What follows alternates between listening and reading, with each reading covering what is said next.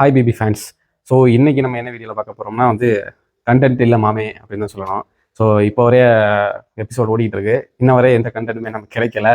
ஏன்னு பார்த்தீங்கன்னா ஃபுல்லாக எபிசோடே ஒரு ஒரு காமாக போயிட்டுருக்கு. ஸோ எந்த ஒரு காரசாரமான நிகழ்வுகளும் நடக்கலை. ஒருத்தரை பற்றி ஒருத்தங்க விமர்சனம் வச்சு ஒரு நல்ல விதமான விமர்சனமாக போய்கிட்டு இருக்கு. அதனால் நமக்கான கண்டென்ட் ஒரு பாசிட்டிவ் கண்டென்ட்டாக இருக்குது இன்றைக்கி.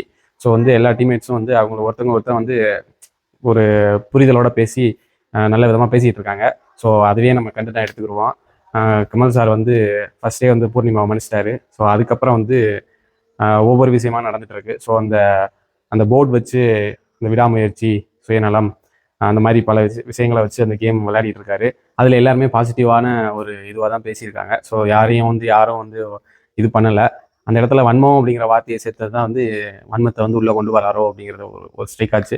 ஆனால் ஓகே தான், அது பிரச்சனை இல்லை. அதுக்கப்புறம் பார்த்தீங்கன்னா மணியோட கேப்டன்சி, இந்த வீக் ஃபுல்லாமே மணி ஒரு சுட்டி பையன், சுறுசுறுப்பான பையன், ஒரு சிறந்த கேப்டன் அப்படிங்கிற மாதிரி தான் பேர் வாங்கியிருக்காரு. ஸோ ஏன்னா இதுக்கு முன்னாடி கேப்டன்சிலாம் பார்த்துட்டு அவர் இந்த தடவை ஏன்னா நல்ல கேப்டன்சி தான் கொடுக்க முடியும் அவரால். ஏன்னா அதுக்கு முன்னாடி பயங்கரமாக அடி வாங்கியிருக்காரு விஷ்ணு. அதனால் இவரும் பண்ணாருன்னா இவருக்கும் அதே அடி விழுங்கிறது தெரியும் அவருக்கு. அதனால் பண்ணல. ஸோ அதுக்கப்புறம் சோலை என்ன நடக்க போகுது அப்படிங்கிறத நெக்ஸ்ட் வீடியோவில் பார்க்கலாம்.